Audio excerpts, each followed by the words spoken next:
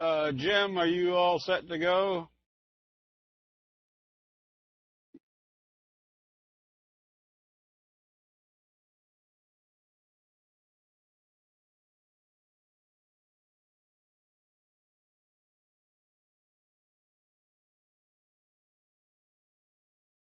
Can everybody hear me all right?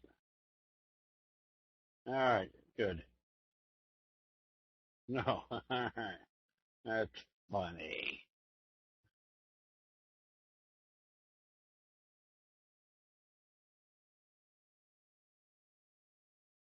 Okay, Jim, are you ready to go?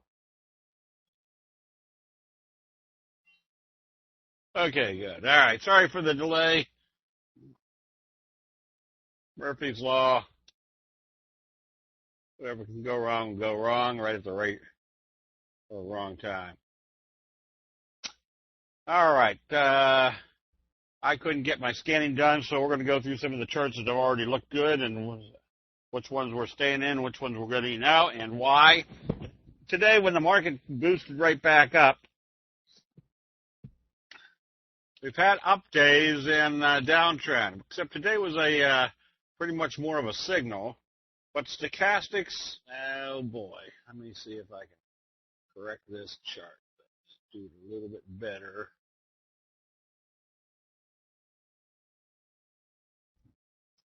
There we go. Stochastics on this chart shows they aren't quite yet in the oversold area. Now on my TC and my Metastock charts, it shows a little bit more in the oversold area. But kind of the with them moving up as fast as they did this morning, and then started backing off a little bit, even though it wasn't a very big back off. We were back here just above the T line on the Dow, and just above the T line on the NASDAQ. But as you notice on the NASDAQ, even though the NASDAQ was up about 30 points today, it gapped up, traded up, and then came back down a little bit. Not anything real devastating as far as bullishness is concerned, just a little bit doubtful. Just kind of less of the range of what it traded in. And also, a little bit of concern also is that it hasn't reached the oversold area. Now, it has stayed in this trend, and so the final analysis is the S&P, where it did close back below the T line. Not quite, Shazam. Let's see if we can. With stochastics not quite in the oversold area. So unless they come out rip-roaring tomorrow,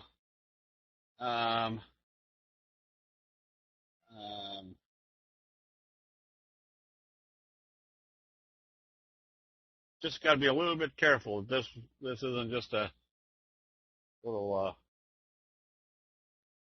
pop-up today. Now, let's take a look at a few of the other things. Crude oil prices looked like it came right back down to the 50 and is supporting at that level. That's a good indication that they aren't continuing this downtrend, but they still haven't broken the downtrend yet. We have to see if this move right here pushes up through this level. Interest rates moving, or the bond prices are backing off a little bit, but not significant enough to really change any interest rates just yet. Gold prices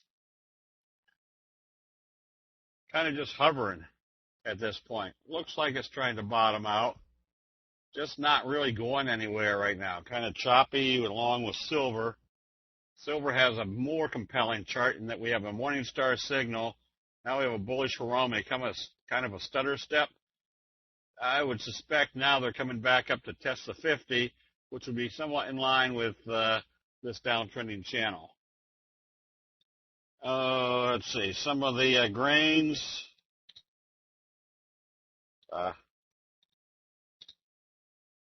Soybeans, kind of still in a slow uptrend, but that's it, the slow uptrend. And wheat still dropping. Looks like a wave 1, wave 2, heading into wave 3. And corn, somewhat the same scenario. Notice, again, this is where you can analyze the obvious. The obvious is corn's in a downtrend, and when it comes up and hits a resistance level, they sell it back off. Corn should come back down to the bottom of the trend channel. And yeah,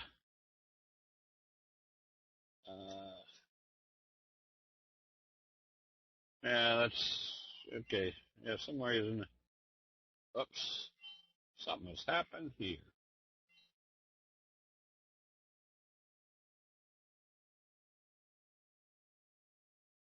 Am I doing that?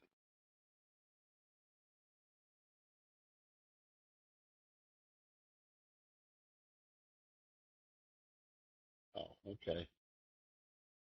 All right. What else was there? Oh, the dollar. Dollar still in this slow loop to the downside.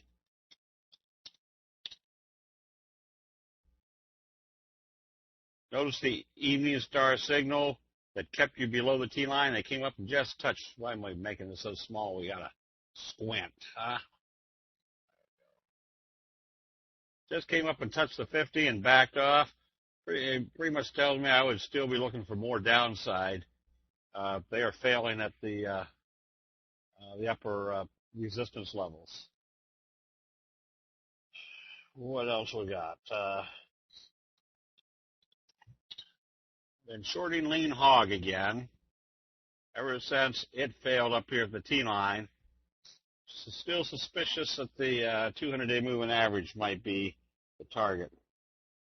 Yeah, that's about all I can think of. The euro dollar still heading up, kind of the opposite direction of the Dow. The Japanese yen has just been sagging and can't get up above the T line.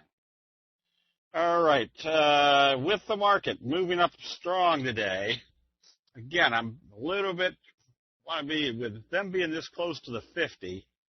I wouldn't be surprised if they don't take it down one more time and bring it down to the 50 and try to bounce up. I'm just not convinced unless we wake up tomorrow and the pre-market futures are showing another good day of strength. I'd be a little bit apprehensive about jumping into this market. Now, jumping into the market in general, that doesn't keep strong stocks from moving strong right now. As we can see, we've got this kind of rounding bottom on HMI, HIMX, HMI. Where did I come up with that? They gapped it up from a doji, your best friend, into this territory, into new territory. That's a good indication that we're in wave 3, and it's probably going to go much higher from here. The couple of steady eddies that we have, ALJ, just staying steady long on this one. Same thing with Valero. Valero just can't get back below the T line. If they open this one positive tomorrow, you want to be buying because they're going to go to the top of the trend channel. Probably going to pick up 3 or 4 points to the upside. DDD, it keeps getting up here indecisively right at this level. If it breaks this level, we're in wave 3. That's a good place for somebody that wants to do a longer term trade. And my idea of longer term is 3 weeks or greater. I think you can still be buying DDD if it breaks out, because over the next 3 or 4 weeks, I think you can have the same magnitude run as this, which is about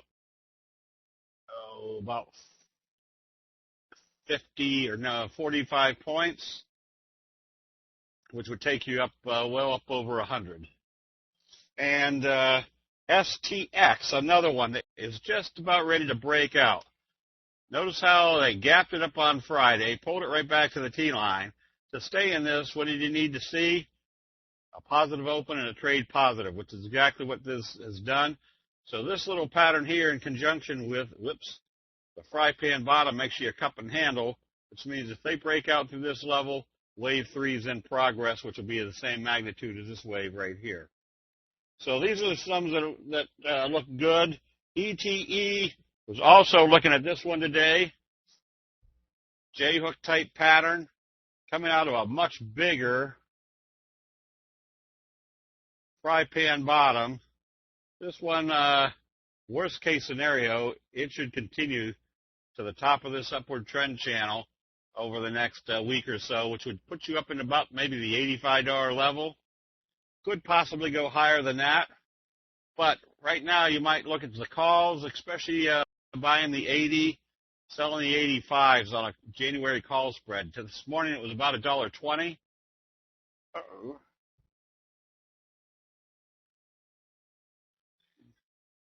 About $1.20. That could possibly go to $5. So that would be a good risk-reward ratio. We also put out a recommendation to get back into ARWR, another cup and handle setup. This one was up nicely today, right off the 50. Tells us if they break through this level, this is also going to be in a nice, strong uptrend. And Facebook, we were using as an illustration over the weekend as a showing the areas where there are areas in the market trend or market timing where you want to buy calls and puts outright. Then there's times in the market where you want to do spreads, and then there's times in the market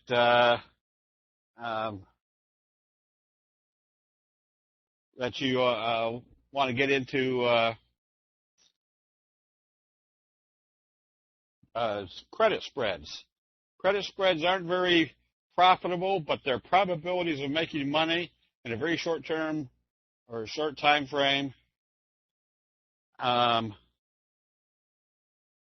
is it's a very good high probability trade. And on Facebook, I think we were selling can't remember which one it was. I think it was like a 50 or selling the 54s and buying the 49s, giving you about $1.15. So 10 of those would produce a little over $1,000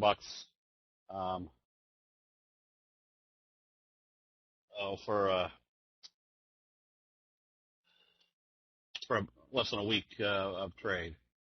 On this one, if this moved approximately 4 points from here, say it moved 4 points from this area, which actually would put you up in the $12 range, but I was trying to be somewhat conservative, thinking that your first move would be up into the 1050 area, which would still give you a good 17-20% return.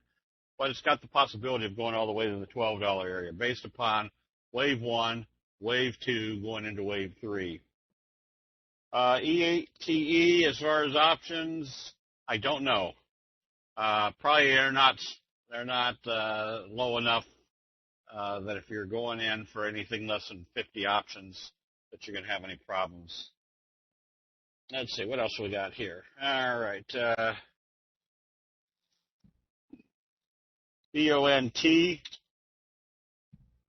This one, fry pan bottom, J-hook pattern. As long as this stays above the T line, especially if this opens positive tomorrow, you want to be buying. We recommended CAG this morning for a put, I think. Yes. This one, you still get ready to short this one tomorrow. This is over on the wrong list. But we recommended shorting this one tomorrow or today. Be ready to short this one tomorrow on weakness because you got that doji sandwich. And notice what's happened right up here. You got kind of a top evening star signal. Every time they tried to open it up, get back up above the T line, they failed. I'm suspecting they're going to come back down and test this level. Could you say that again, Alan? I don't know what that was. What was it in reference to?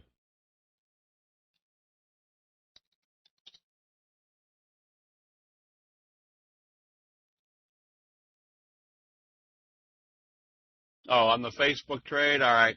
Here's ABBV. Notice when it pulled back over the past few days, it wasn't very decisive. Still a buy if it opens positive. On Facebook, There's a time to be buying calls outright, which is usually 4 weeks out or greater. There's a time to be buying debit spreads, usually 2 to 3 weeks out. And the reason for that is your maximum profit on a spread is at expiration. So you don't want to be too far away from expiration. Otherwise, there's always going to be premiums in both sides of the trade, which aren't going to put you close or keep you away from maximizing your potential profit. And obviously, if you're buying a 50 and selling a 55, your maximum profit is $5, the difference between those two. But the further you are away from expiration, the more the top one, the 55, is going to have a premium built into it because most people like to buy just out of the money calls, and they're less of a premium and the more in the money because obviously options are used mostly by speculators anticipating the price to go up or down. So in this case, it was that we're within a week of expiration, and we can tell by the chart pattern. And basically, our first criteria for any option trade is, or any trade is, what is the chart telling us? And right now, the chart's telling us that Facebook is bullish. Where do you think the first target is? Probably right up here. Could take a couple days to get there, which meant if you sold the, I forget what would I just say, sold the 54s and bought the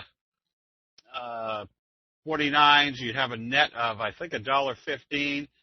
And if it just keeps continuing in this direction, it doesn't have to move very far, just continuing in this direction, you, okay, yeah, so that puts you right around $1.10, Richard. And that would be $1.10 that would be left in your pocket as long as it closes above 54 on expiration, which is 4 days from now. All right, so that's what we went over this weekend in our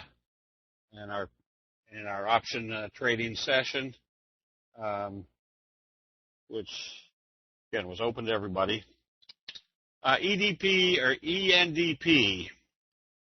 This one stopped the selling of Friday, which means if they open this positive tomorrow, get ready for this little rounding bottom candidate. What is the minimum volume of stock should have for it to be a decent trading candidate? I usually use 200,000 shares on a $5 stock. I can still use 100,000 shares on a $50 stock because obviously I'm not going to buy as many shares of a $50 stock. So just something where I can get in and out, but usually about 200,000 for a low price stock is my minimum. Eagle started back up, still not out of the race here. Even though it backed off a little bit today, notice where this is bottoming, right here at the same level. If they open this positive, if they get through the T line, you want to be buying aggressively because that will confirm this double bottom. And SB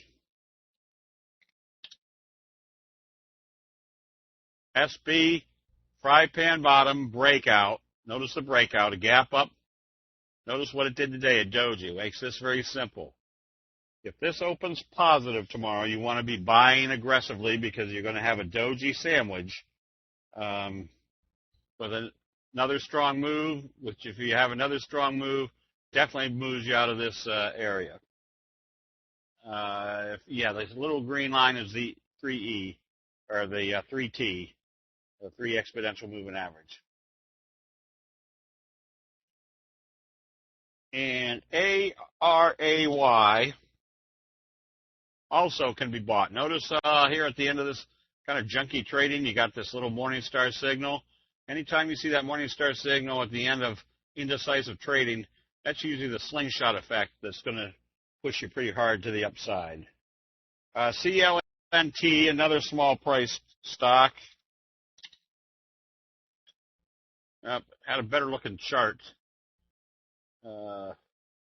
But this one looks like it's trying to bottom right here at the 200-day moving average. Has a better looking chart over on Metastock. Let's see, what is this?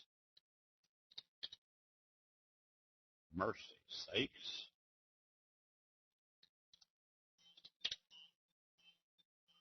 There's a nice J-hook pattern setup on IPGP. This one you might be looking at as an option trade with a J-hook pattern as its underlying. So you want to keep an eye on that for a positive trade. Notice the little morning star signal, and then the slingshot effect coming out up to the other up to the resistance level.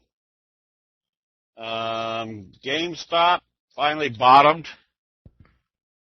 Notice the inverted hammer. Anytime you see an inverted hammer being confirmed, the probabilities of trading to the upside are extremely strong, above 90% probability, and I would even go as above 95% probability, which makes this a very simple trade. If you see it open positive, especially in the oversold area, after an inverted hammer, you want to be buying because you know the probabilities are very strong. You're going to be moving up, and you know where your stop loss is. If there's a 95% probability you should be going this way, where should you not be moving? Back through this level. If it comes back down through there, you close out the position immediately. AMKR is getting set up again. There's your kind of your little morning star signal. If this starts trading positive, right here at the same level it bottomed before, look for it to come back up to the top of the channel, which puts you up in this area. Las Vegas Sands also, that little J-hook type pattern coming out of a fry pan bottom, an implication that this one's going higher. And SBLK was one that I meant to mention to everybody the other day, and I forgot what I was doing. Oh, that was the day my darn internet went down.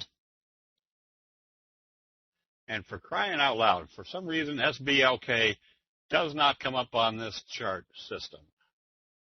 I just can't figure that out.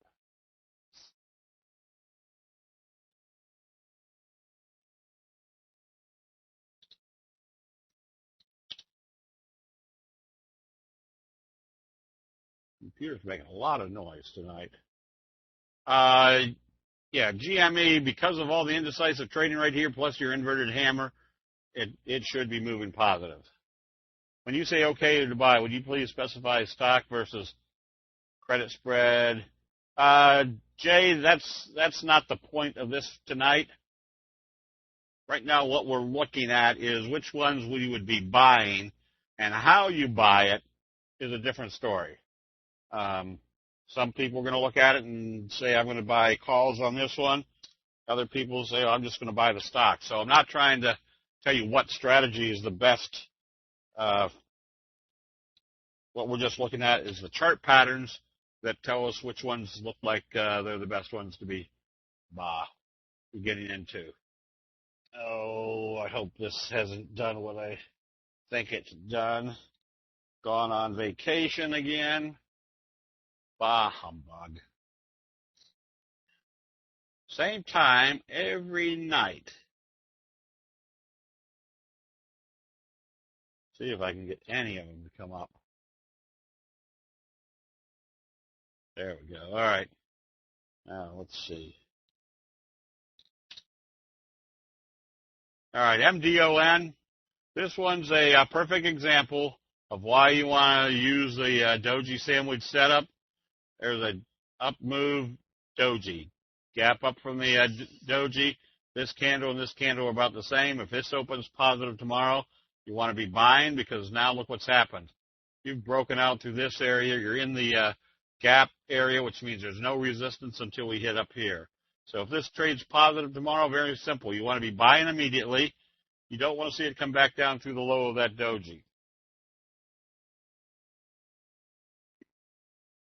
And on GME, if you were buying based on an inverted hammer, if this had opened positive, it shouldn't come back down through the open of that, or the bottom of that hammer. Um,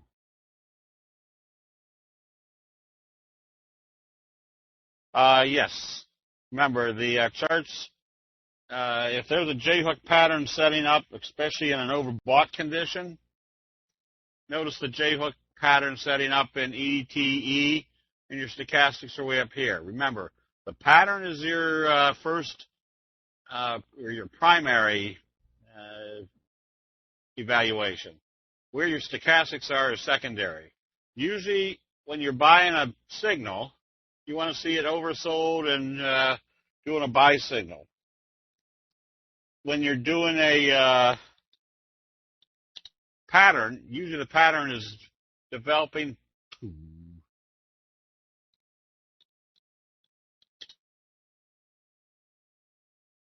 The pattern is developing based on enthusiasm building up in that's what's creating the pattern. So usually you're going to see your pattern breakouts in the overbought condition. So that's the complete difference between using your stochastics for signals, usually in the oversold area, versus a pattern, usually in the overbought area. Faux is a perfect setup. If this opens positive tomorrow, you want to be buying immediately because what's it doing? It's confirming these buy signals that are bouncing off the 50, number one. Number two, it's telling us the T-line is not acting as resistance anymore. And if it opens positive, number three, it's telling us this downtrending channel has been breached. More than likely, they're going to come back up to this level. If not, come right back up into the trajectory of the uptrend. So that one is a very strong buy on a positive open tomorrow. And SWIR. Oh, this is getting to be fun.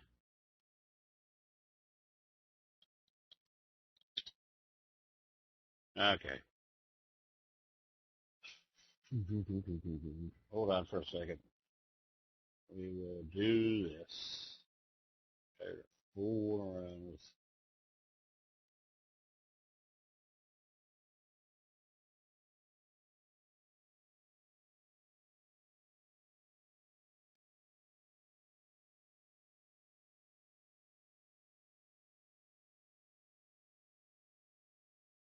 Okay.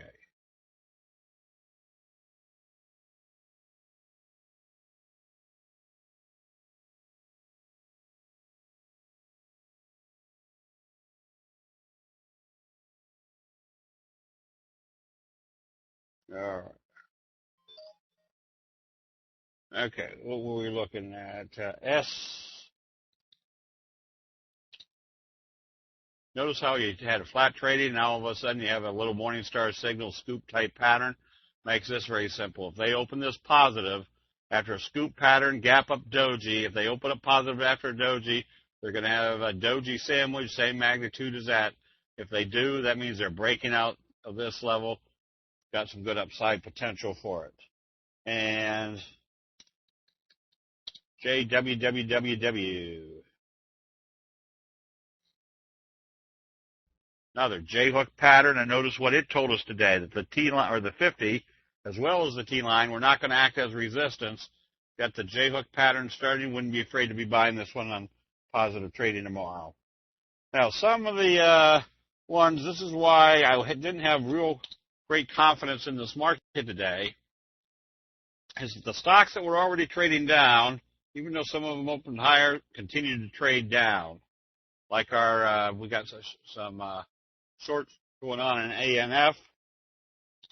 PRLB, same scenario. This one actually opened lower, tried to trade up, and then came off. So this is why the pattern or the chart is a much stronger indicator of what's going on versus what each stock is doing what the market is doing, because the market had a nice strong day, and some of these stocks still continued to sell off, which meant there wasn't a across-the-board change of attitude. Soda, notice soda, let's see if we can make this a little bit more pronounced. Kind of a dumpling top. Now they're starting to crash it out the other side, just like a fry pan bottom. breaking out to the upside after bottoming. Away, you stay short as long as they can't close it above the T line. It got a little bit iffy today, but you had to wait to see if they're going to close it above the T line. Remember, you got a doji gap down, then a kicker type signal. No, that's not actually a kicker type signal. I'm sorry about that. Another gap down, indecisive trading back up to the T line. If this opens lower tomorrow, you definitely want to be shorting it. They still have a good possibility of taking it down to the T line. Not the T line, the 50. Leapfrog is another good-looking short. You can see, again, observe the obvious, and the obvious is that this is in a downtrend. And then when it came up and resisted at the 50, notice what it did here at the 50. Doji, shooting star, hangman, just indecisive trading, and then bam. Where do you think they're going to take this right now? Probably to the bottom of the trend channel, down here somewhere in about the $4.50, $5 area. And QLIC acted strong on Friday, but notice the signal that it did on Friday. It wasn't a signal. It was just an up day and a downtrend. Today they opened it lower. Now, that was different than our short on TDC. On TDC, they actually did do a verified reversal signal, a Morningstar signal. What did we need to see today? That they open it lower and trade lower. In this case, they traded it higher. This one was closed out as far as the short because it was confirming that signal. Why was that not a kicker? I forget which one that was. But it's because, oh man, I can't remember which one it was.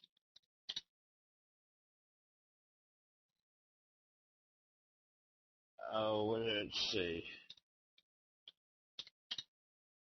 Away, because this is in a downtrend. If this had been a bullish candle and this had been a bearish candle, that would have been more of a kicker signal. It's the opposite. Is TDCY a buy? TDC. Yes, it could be bought on a positive open, making your target up here at the 50 kind of corresponding with filling the gap. But this one I have the greatest hope for as far as being short, SOTA, because if you look at this whole chart, you're in a downtrend, and then you've got a dumpling top, which this is where when they start breaking it to the downside, that's where people just say, get me out of this, and they start bailing out. That's where you can see one of these big plummets where they drop 4, 5, 6 points in one day. That's where you start covering your short position. Okay, that's about all I've got for today. Is there any general questions on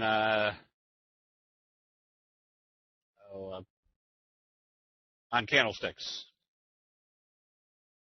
No general questions.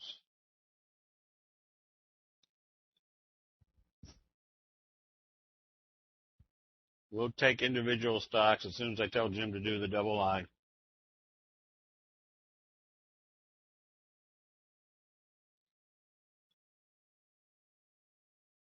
Again, we'll do the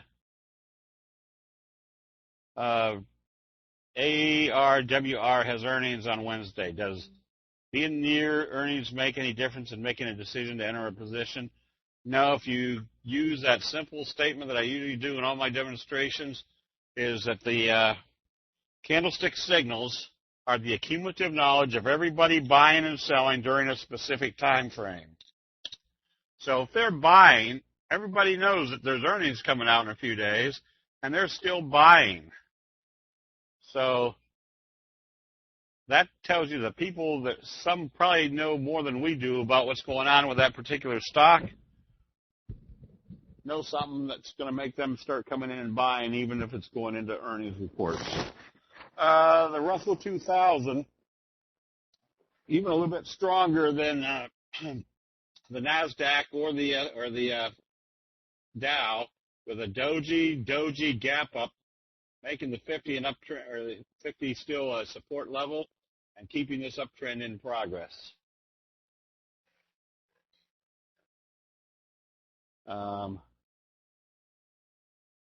Did you have the debit spread webinar on Saturday? I couldn't log in. Now, that was the credit spread. We did debit spreads last weekend, not this weekend.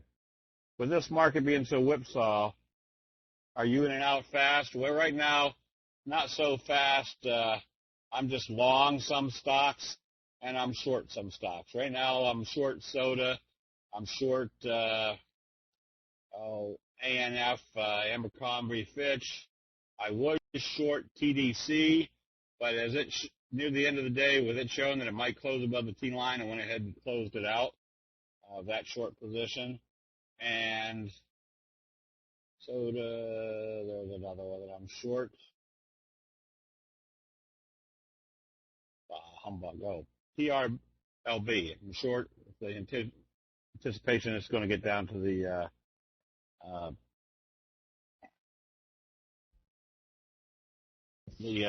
200-day moving average. The candlestick on Tezar, not a sell signal, correct?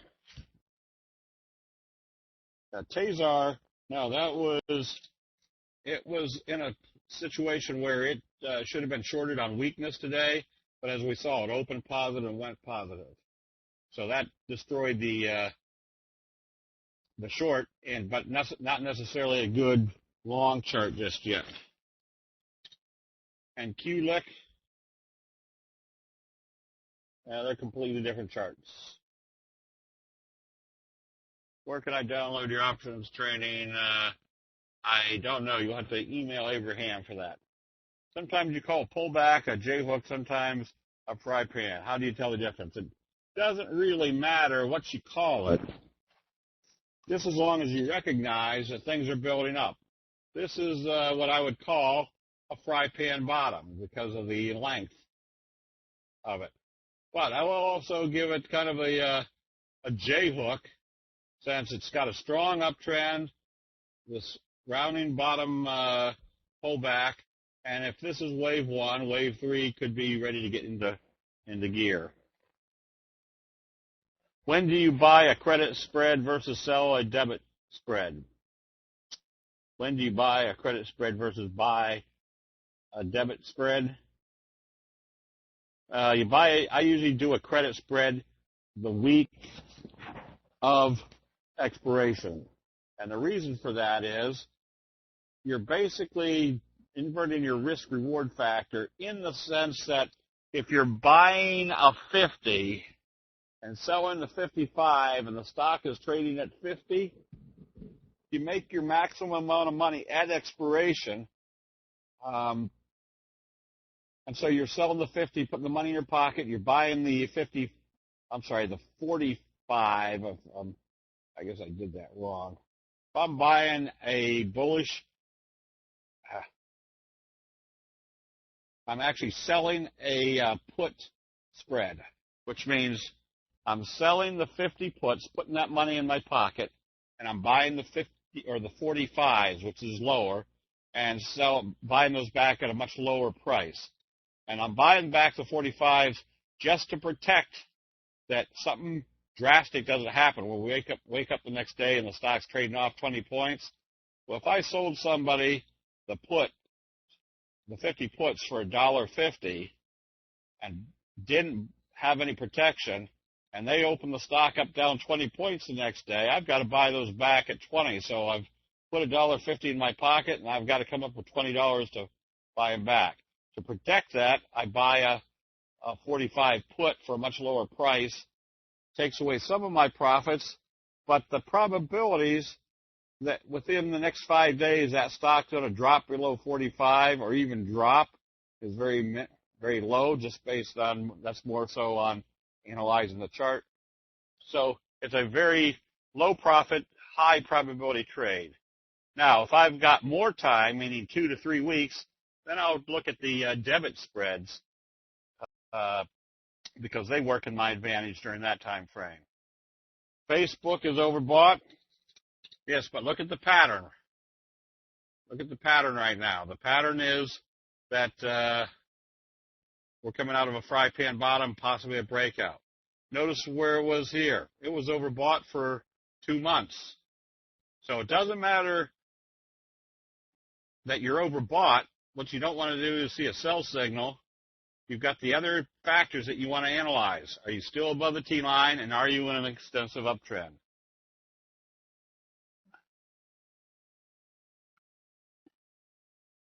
In QLIC, yes, this is not a bullish engulfing signal. This is just an up day and a downtrend. This is not a reversal signal.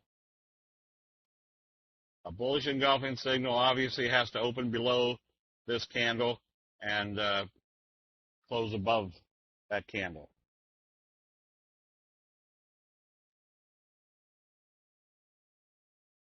How do you handle if the short is in the money and the long is out of the money at expiration? The short, how do you handle it if the short is in the money? Well, what you're doing is the lower strike price, the 50, might be in the money. If the stock is trading at 55 and you bought the 50s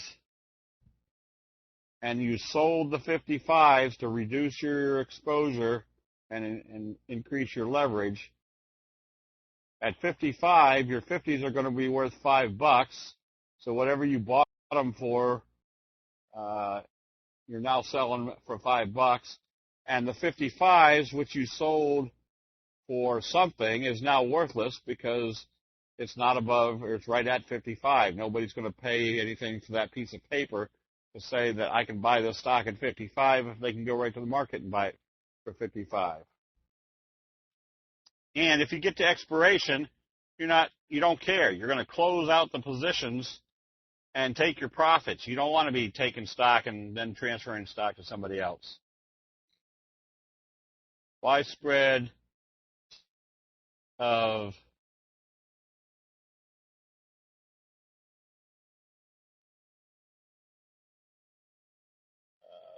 widespread instead of BTO.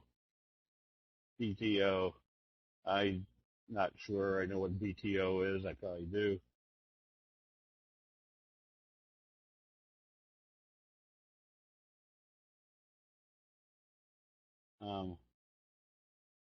I was referring to a credit spread. Yes.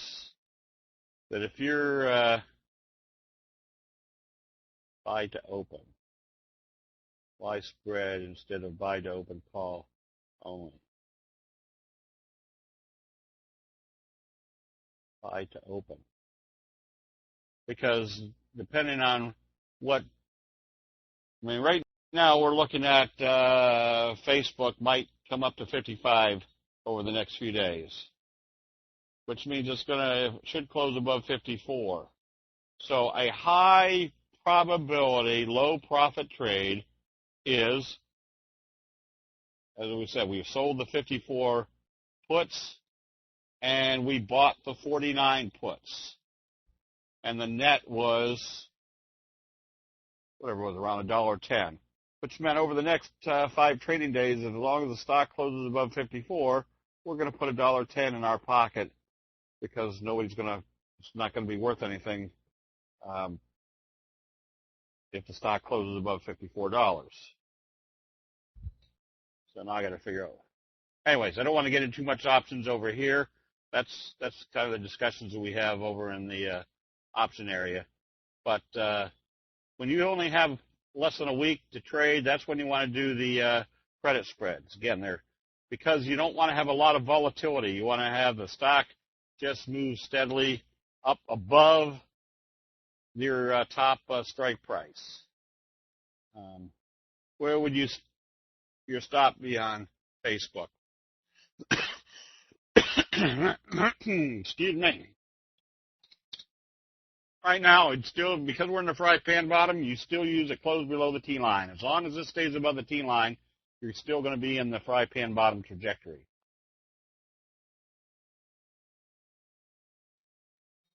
And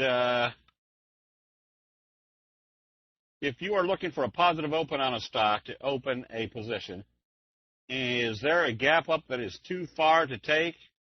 Any general rule of thumb you use? Not a rule of thumb, but if it's a huge gap up, obviously I'm going to wait to see which way they're taking it after the gap up. If they start trading at positive and it's a big gap up, I might say, all right, instead of putting a full position on, I'm going to put on a half a position. Now, at the end of the day, if they're still buying into the close, then I'll put on my other half a position, because that means even after the gap up, if they're still there buying, that gap up meant they wanted to be in there with a lot of force.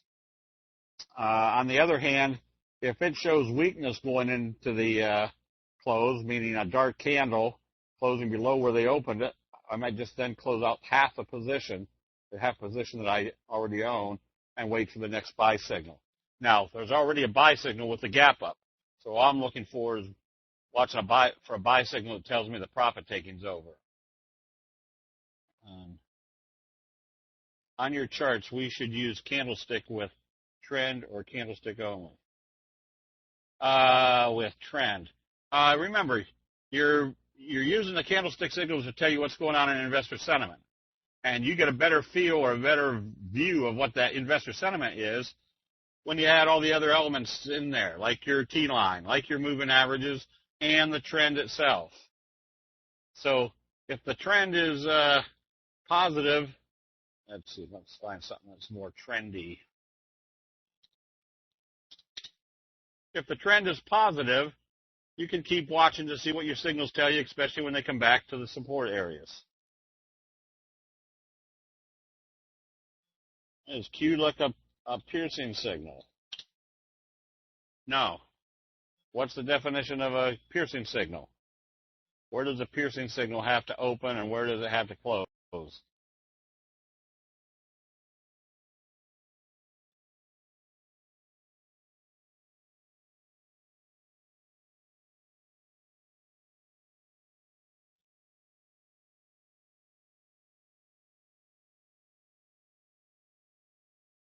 You bought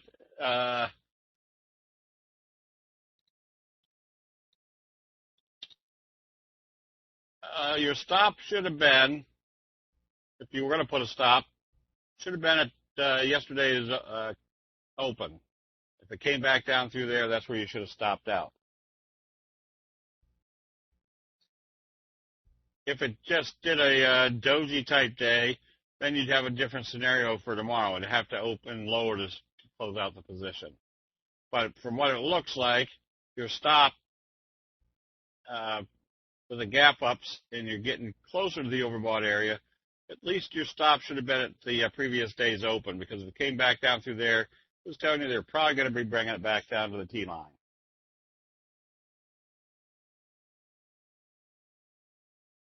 Yes, opens. No, Sugar Bear, it opens below the previous day's low. There you go. And then halfway up that previous candle. And I forget which one were we looking at on that. Is that QLIC? Yeah, QLIC did not open below the previous day's open, number one, which would have made a bearish or bullish engulfing signal. Number two, a piercing signal needed to open below any of the previous day's trading and then close more than halfway up this candle. Oh, I think the T line is based upon the, we got it on the close of each day. Okay, Jim, let's go ahead and do the double line. May not be able to get through all of them tonight.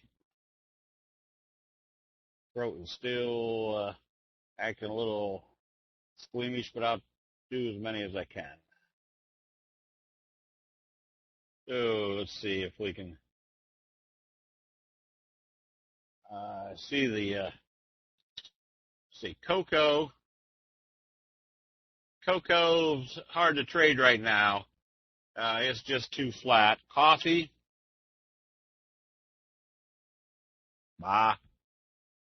Guess that was it. Just going to see whether we could trick the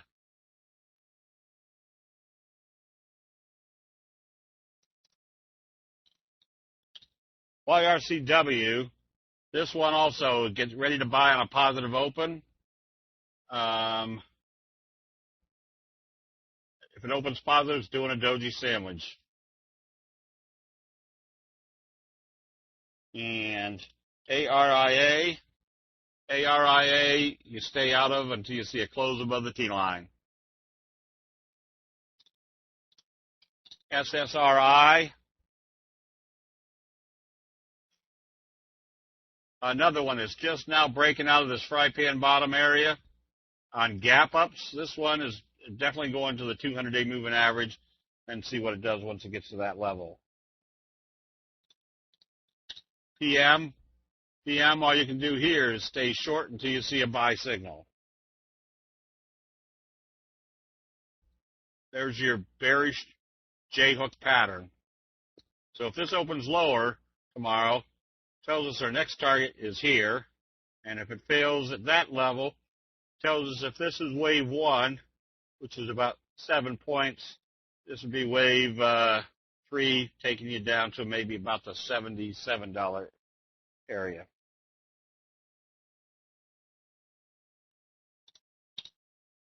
Whoops, that's not what I wanted to do. Let's see if I could do cotton, but I can't do cotton on this chart. And Costco.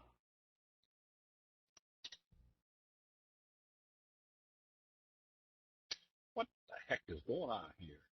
This is just great.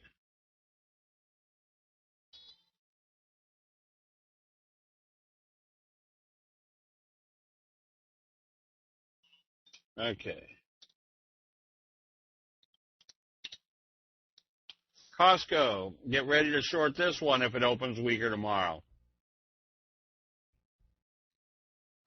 And I would, if I was short, I wouldn't cover my short unless it came back up through today's high.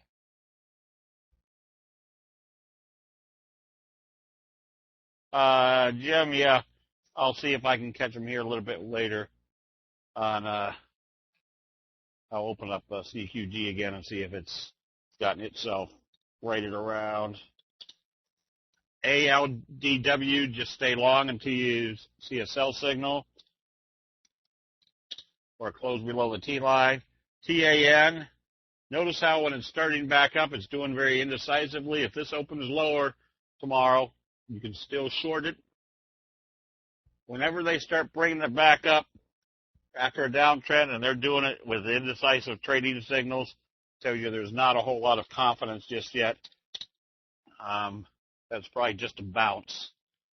Right now on MIL, you stay with it until you see a sell signal. At this point, I wouldn't want to see this one open lower. I want to see this one open flat and start trading higher to stay in it because you're still in that J-hook pattern. And Gent, all you can do here is stay long until you see a sell signal. Carnival. This one you get ready to buy. That one's going into the next wave. Nuance,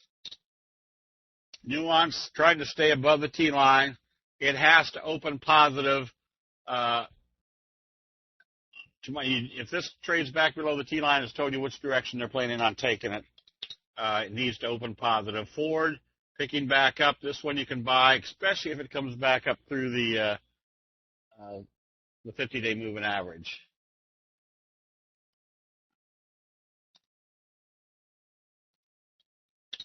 CEO, stay short until you see a buy signal. You're right at the support level, so that's where you start watching to see if they're starting to buy. This one you can still buy, ARWR, on this cup and handle, especially if it breaks out.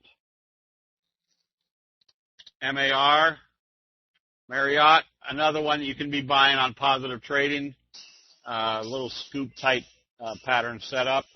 And Delta, I probably wouldn't be long or short this one. Number one, because there's no direction to it. And number two, the magnitude of the move wouldn't make it worthwhile. Again, these institutional type traders usually don't have the same volatility potential as some of the other ones. UVXY, stay long until you see a sell signal. And ATRS, this one you want to buy, especially if they get up through the 50 tomorrow. Notice how the T-line crunch is in effect. If they open this positive, you can be buying immediately because everybody that's watching it will see that it's not resisting at the 50 anymore, and they'll be jumping in. You just want to be able to jump in early. SNV, another one that you can be buying as long as it opens positive. It would break in this little downtrending channel. And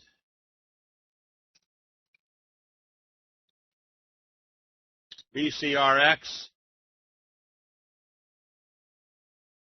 this one you want to buy on positive trading. Notice how the 50 is not acting as resistance. AEZS, nothing there yet. More than likely, they're going to come back and test the T-line on this initial bounce, then see if it doesn't get pushed up through the 50 with the T-line. CYNI, nothing there yet either. I would rather buy on the first strong breakout. And Kendai,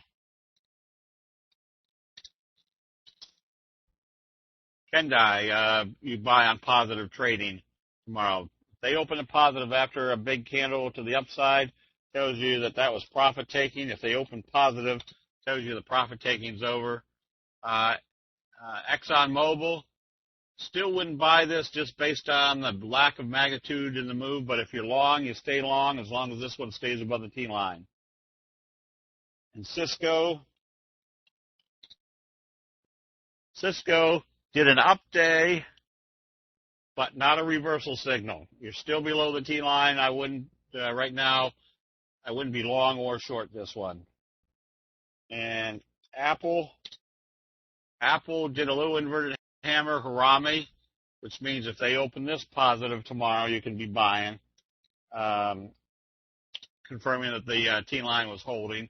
FCX, another one that I wouldn't really be long or short in right now, just no direction to it. And Amazon,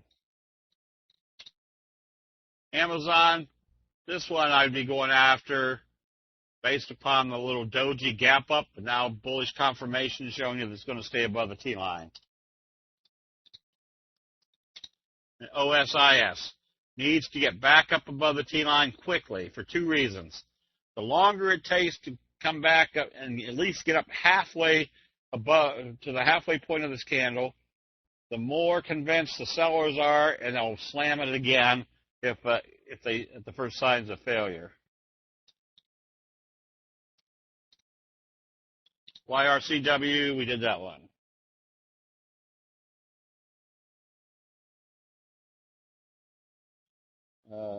Today, Amazon, Ruckus.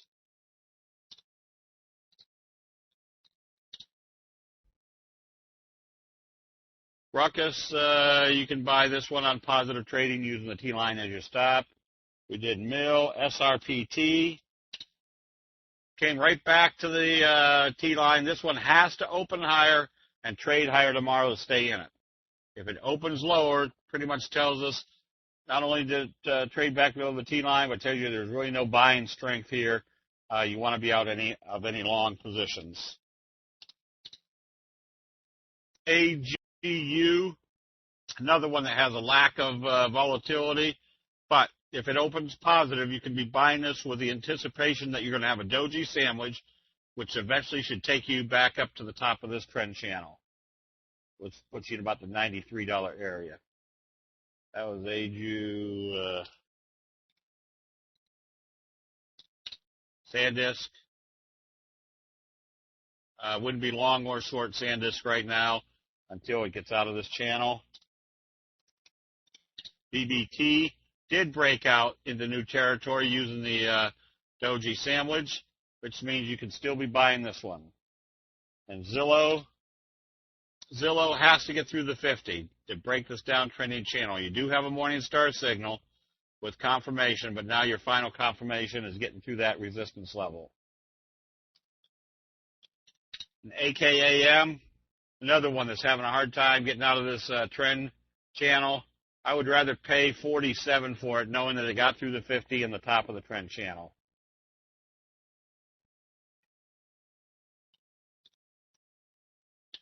And ONTX, a nice little J-hook type pattern. If you're buying on a positive open tomorrow, just be very diligent to see whether it can get through that 50-day moving average real quick. SGMO, that's a good-looking chart. That's a good J-hook, pattern. You might see that on the recommended list tomorrow. And AFOP, Morningstar signal smack dab on the 200 after a flat handle. There's your scoop type pattern. If it opens positive, you're going to have a slingshot effect. More than likely not going to be affected by the 50, so you've got some good upside with this one.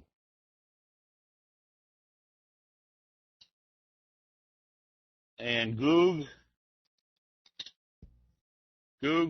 all you can do is stay long as it stays above the T line. Okay, we did ALWA, Boeing, stay long as it stays above the T line.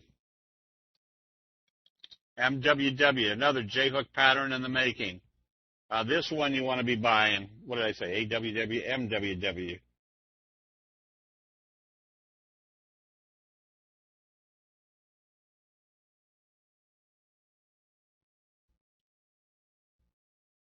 And CELG.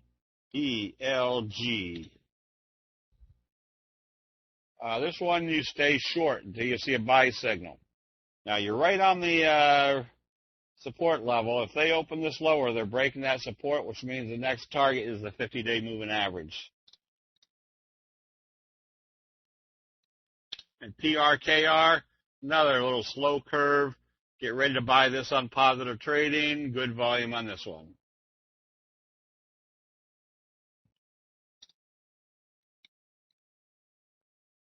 CAMT. This one needed to open positive and trade positive after the doji type day yesterday or on Friday, and it didn't. So you're still not buying this one until you see a buy signal and a close above the T line.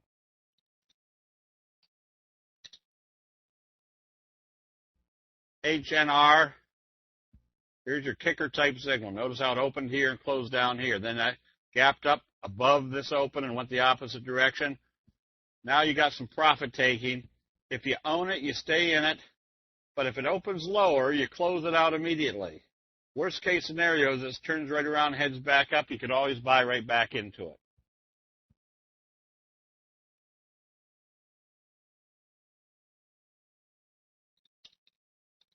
UNG, this one you stay with as long as it stays above the T line. And that T line is very important. As long as it stays above the T line, it tells you the trend has not changed. Let's see, this wasn't it. It was Valero. Valero did a gap down right on the T line, but kept right on going the next day.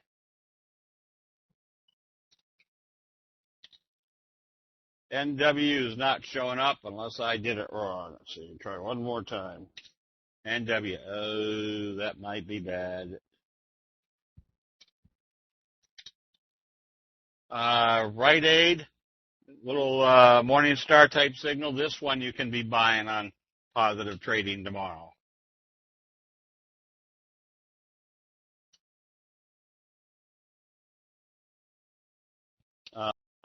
Visa, I wouldn't be too impressed with this because of the magnitude or lack of magnitude of the trend, and very, very small percentage moves. over a long period of time. I'd be trading something else. Panera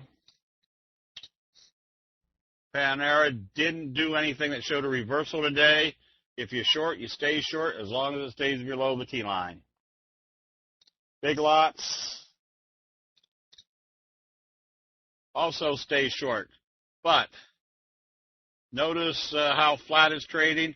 You put a buy stop. I put a buy stop today or tomorrow, one tick above today's high. If it comes up through there, that tells you they've moved in that direction. And if you're short, you want to be out of it. If you want to go long, that'd be a place to be entering. RCII, another one that I wouldn't be long or short until it breaks out of this range. Move your money someplace else. ARCW pulled back, but it didn't do a signal. It's telling me they're probably just coming back to test the T-line. Then if they bounce it back up from there, you want to be buying because the percentage move on this one from here to here is 20%. So each dollar figure, or each price on here is a 20% move. And let me see where I am. MU is just a steady eddy. As long as they don't close this below the T-line.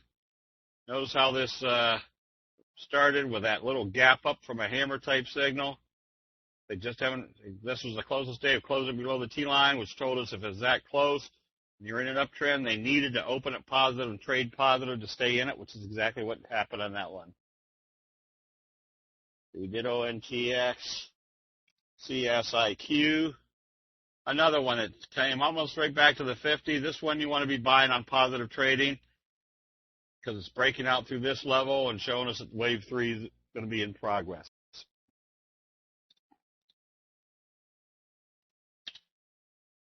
FNSR, another one that you can be buying. Just be careful with the lack of magnitude also. But notice once they hit the 50, they failed. Where they came back to? Right to the T-line. Expect a T-line crunch pushing this back up through. Buffalo Wings.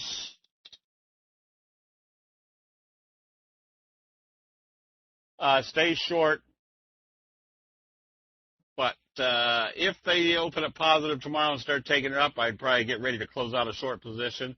They need to open it lower and start trading lower to stay short. RGR, that's a good looking reversal. Morning star type signal, smack dab off the 50. Tells me the top of the trend channel is your next likely target.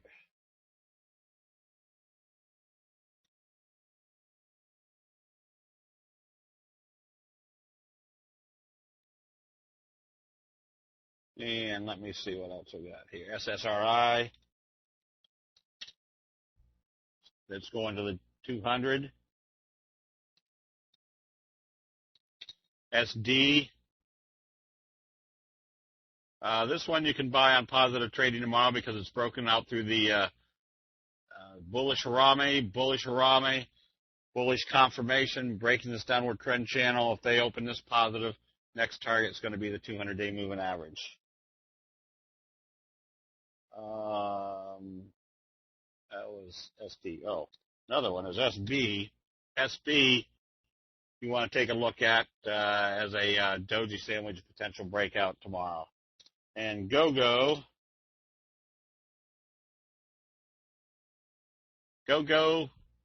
you stay out of this until you see a buy signal, but notice when they're pulling it back, it's indecisive.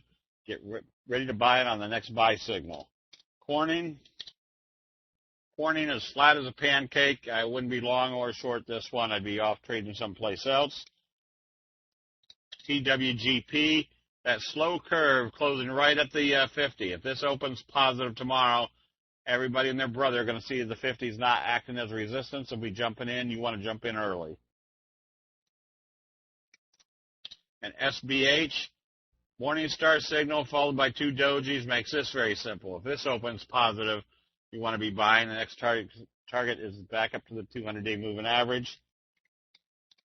And CBEY, just stay long until you see a sell signal and a close back below the T-line. Good buy signals right here. You had a hammer, bullish engulfing, inverted hammer type situation, open positive.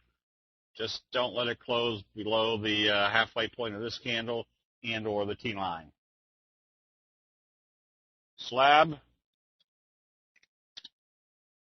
Nice J-hook pattern. That one's going up to about the 44 area, which would coincide with right up here.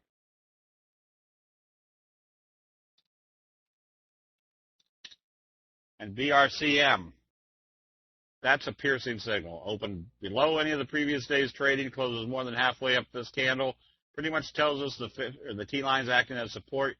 You can be buying this one on positive trading tomorrow. And Fannie Mae is still not up on these charts yet. Or ever, maybe. Blue you can buy on positive trading. Good volume, good rounding bottom setup. Let's see, we did ARCW, we did ARWR.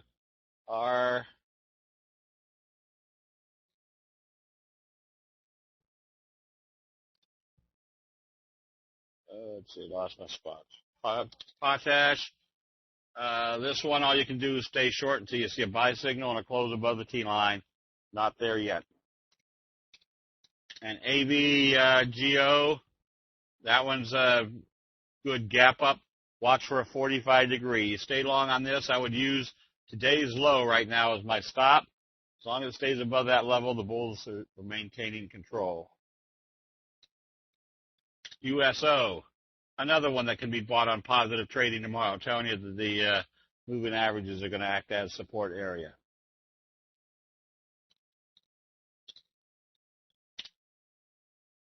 INO.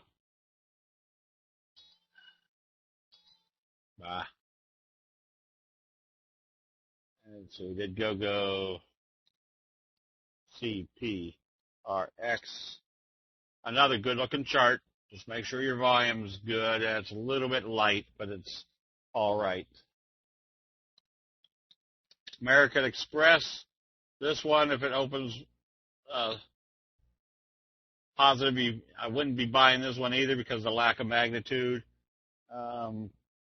But if you're long, you can stay long in it. CMI.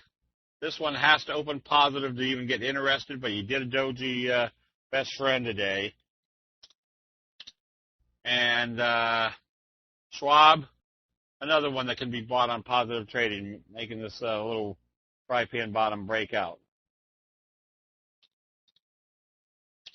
GPS, nothing here until it does close above the T line. And ADM, also right in the middle of this trend channel. This one you definitely buy on a positive open tomorrow. The inverted hammer. That SLB, Schlumberger. This one has to open positive and trade positive to think about getting into it. Okay, I'm going to call it quits right here because as you can hear, my voice is going again. So, anyways, hold on, let me. Definitely need to see the futures positive tomorrow on the open. If they open lower, we're still in this downtrending channel, and they're going to come back to the 50. Oh, Doc, I'm usually starting way up where they just start the double lines and work my way down. So, all right, everybody have a good evening. We'll see you in the chat rooms tomorrow.